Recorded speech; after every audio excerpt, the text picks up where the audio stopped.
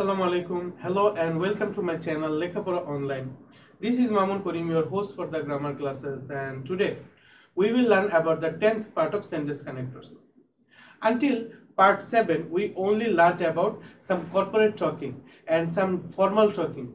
While we learned about how to talk with our colleagues, our seniors, our superiors, and our teachers, right? So I was wondering, you may be getting bored about all the sessions of rules. So I made it much more fun, because on my previous two class and yet today's class also will be based on some basic talking and some fun talking, relaxing talking while we are having a conversation with our family, our father or mother, our brothers and sisters, even our friends also. So today's class will be much more exciting for you. I hope that you all will watch my video from start to finish, because today we will learn several things, like how to express any kind of incident. How can you express any kind of incidents that you witnessed on your own eyes? How can you express it, and how can you complete it with an interesting speech? And also we will learn how to compare, how to make comparable two sentences, and how can we give some sentences much more importance than our before wordings by using some kind of words. We will learn about that also. And also we will learn how can we express something that whatever may happen, this will be happening, or I will help you this kind of words or this kind of sentence. How can we express our feeling to them, or express our expressions to among the people? We will learn about that. So today's class will be much more important and effective for you. So I hope that you all will watch my video from start to finish.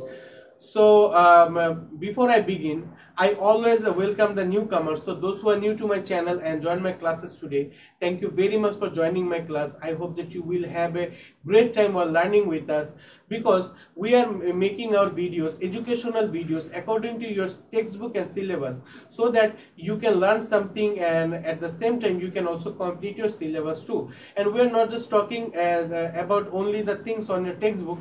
We are talking about overall fact of your grammatical session and any other subjects, so that you can learn something, and as well as prepare yourself for the further examination, and at the same time you can implement and use those knowledge on your day-to-day life too. So our class is as much as important for you and all the students around you, because as you can see, we are not just making classes for class 7, we are making classes from class 6 to class 10, every subject and every topics.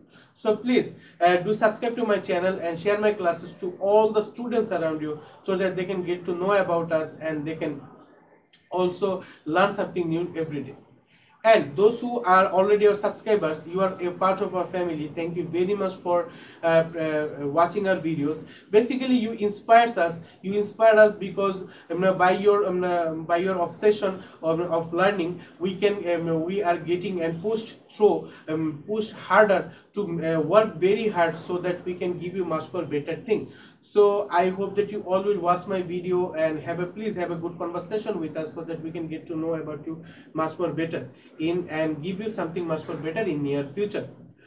So on that note, let's get started. Today we will start with rule 26, because on my previous class I raised my class with rule 25. And today we will talk about on rule 26 there is two words, when and while.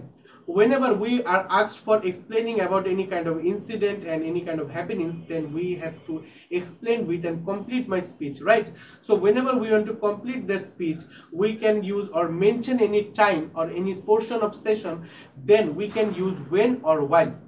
And also I have to mention you that whenever we want to use while, then we have to put a continuous tense after that word.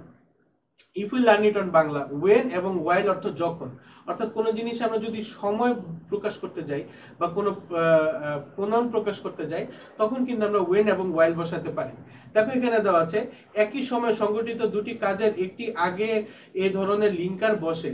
যেমন দেখো while, আরো একটা জিনিস এখানে শেখানো হয়েছে যে while পরবর্তী ক্লজটি সাধারণত কন্টিনিউয়াসে হয়, অর্থাৎ যদি আমরা while ব্যবহার করি পরের সেন্টেন্সটি কন্টিনিউয়াস হবে। আগে আমরা ওয়েন নিয়ে একটু কথা বলি। দেখো ওয়েন কিন্তু একটা ডাব্লিউএস কোশ্চেন, রাইট? তো তোমরা অনেকে চিন্তা করতে পারো যে এখানে ওয়েন দেওয়া আছে তারপরে কোশ্চেন দেওয়া নাই কেন? কারণ এখানে ওয়েন কোশ্চেনের কাজ করছে না, এটা কোনো ইন্টারোগেটিভ সেন্টেন্স হচ্ছে না, এটা রিলেটিভ প্রোনাউন নিয়ে হিসাবে কাজ করছে। So those you who knows nothing about relative pronoun, then please watch my video of this session part 7, because on that class I discussed about relative pronoun. So please watch that video so that you can have a good grip on that on this rule, and then come to this video so that you can understand all the thing.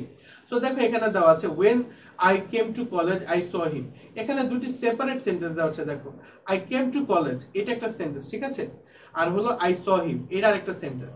দুইটা কিন্তু separate flow, একটার সাথে আরেকটা কিছুটা মিল আছে, কোনো মিল মানে তেমন কোনো মিল নেই, কিন্তু এটাই কিন্তু মানে the main beauty of sentence connector or linker.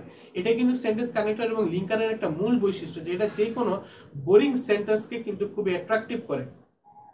যেমন দেখো এখানে দেওয়া আছে when I came to college I saw him, ঠিক আছে। পরের সেন্টেন্সটা দেখি while I was sleeping the phone rang, I was sleeping একটা সেন্টেন্স, the phone rang একটা সেন্টেন্স। এই দুটাকে যুক্ত করার ক্ষেত্রে দেখো while ব্যবহার করা হয়েছে, ঠিক আছে, এবং while থাকার কারণে এখানে I was sleeping বসেছে, ঠিক আছে। এখানে when থাকলে আর I was sleeping হইতো না, তখন হয়তো when I was slept, ঠিক আছে, এভাবে কোন একটা সেন্টেন্স হতো। সো তারপরেরটা দেখো he met me while I was going to market, ঠিক আছে, he met me while I was going to market, while থাকার কারণে এখানে সেন্টেন্স ঠিক হয়েছে, মানে সেন্টেন্স কন্টিনিউয়াস প্রসেসে চলে গেছে। So he met me while I was going to market। তারপর দেখো when it was summer we went to a tour, ঠিক আছে, যখন এটা গ্রীষ্মকাল ছিল তখন আমরা একটা ট্যুরে গিয়েছিলাম। তারপর দেখো when the train had left we reached the station। So আশা করি এই রুলটা বুঝতে পেরেছো। আমরা যদি পরের রুলে চলে যাই, দেখো এখানে কিছু ওয়ার্ড দেওয়া আছে, এই ওয়ার্ডগুলো কি কখন বসে জানো? যখন কোনো দুটি বিপরীত সেন্টেন্সের মধ্যে কোনো একটি সেন্টেন্সকে আমরা বেশি গুরুত্ব দিতে চাই অথবা ইম্পর্টেন্স দিতে চাই, তখন কিন্তু সেখানে আমাদের এই ওয়ার্ডগুলো বসে। যেমন দেখো however, nevertheless, after all, however, nevertheless, after all অর্থাৎ যাই হোক বা মোটের উপর বা আগের কথা বা কোনো বক্তব্য সাপেক্ষে কিছুটা পুরোপুরি বিপরীত বা আরো গুরুত্বপূর্ণ কিছু লিখতে চাইলে তার আগে এই লিঙ্কারগুলো ব্যবহার করা যায়। সো মূলত মানে মোস্ট ইম্পর্টেন্ট প্র্যাকটিস যে এখানে মূলত দুটি বাক্যের মধ্যে একটা গুরুত্ব, মনে করে একটা কথা বলেছি, এখন এই কথার উপর বেস করে এর থেকে ইম্পর্টেন্ট আমি আরেকটা কথা বলবো, তখন আমরা সেখানে কি করব? তখন আমরা সেখানে এই ওয়ার্ডগুলো ব্যবহার করব, however, nevertheless, after all। যেমন আমরা যদি ফার্স্ট সেন্টেন্সটা দেখি you should not disobey him, after all he is your father, ঠিক আছে। এখানে you should not disobey him এটা একটা সেন্টেন্স, এটা থেকে গুরুত্বপূর্ণ সেন্টেন্স কি he is your father। So এখানে দুটি সেন্টেন্সকে কানেক্ট করার ক্ষেত্রে after all ব্যবহার করা হয়েছে।